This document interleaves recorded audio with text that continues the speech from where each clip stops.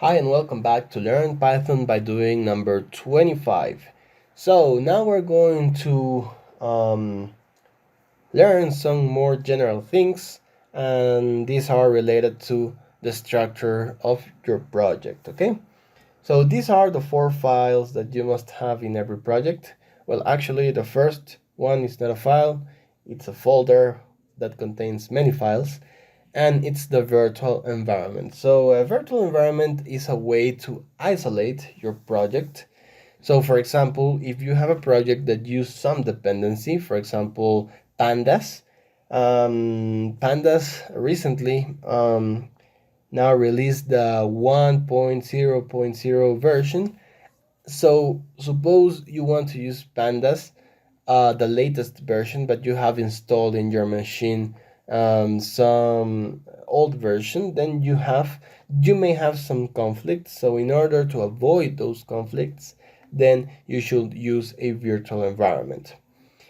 The second file is the requirements.txt, where you specify all of your dependencies. So every time you do pip install in your machine, maybe you forgot that you installed some package.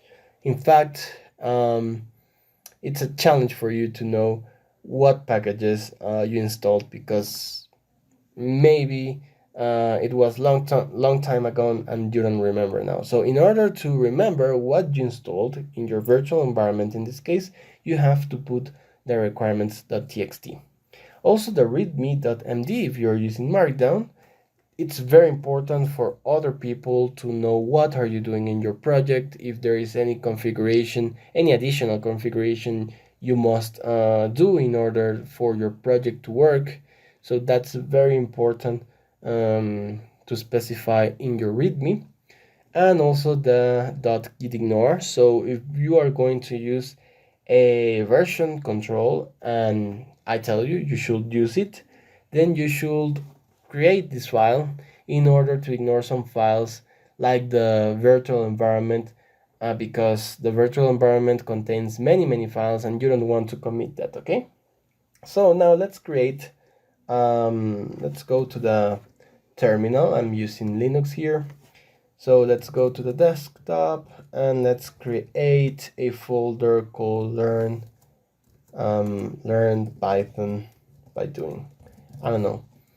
And let's change directory there and let's open Visual Studio. Okay, so the first thing here that I'm going to do is go and create the requirements.txt, the readme.md, and the gitignore file, gitignore, okay? So here I can use Markdown. I'm going to say learn Python by doing, and I'm going to specify some instructions here. So this backticks is for putting some code, and I'm going to say here, in order to create a virtual environment, we should run the following command. So we're going to say Python 3 -m venv, and this is the name of the script that executes and creates the virtual environment, and the second argument is the name of the virtual environment. So usually you call it the same.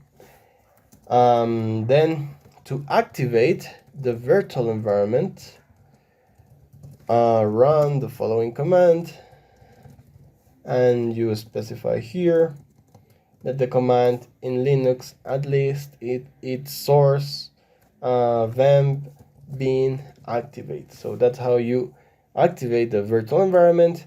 And to install the dependencies from requirements.txt, then run the following command, pip install -r requirements.txt.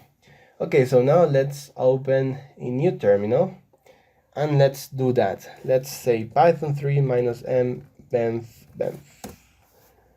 Okay, so as you can see now, this created a venv folder, and here we have lots of other folders and files, and that's okay. Okay, now let's use git, or I don't know, git or version control, whatever you want to call this subtitle here. Then to initialize the git repo, then run the following command, and you say here simply git init. So other people that are seeing your code is going to do this thing here, initialized empty git repository, and all these things turned green.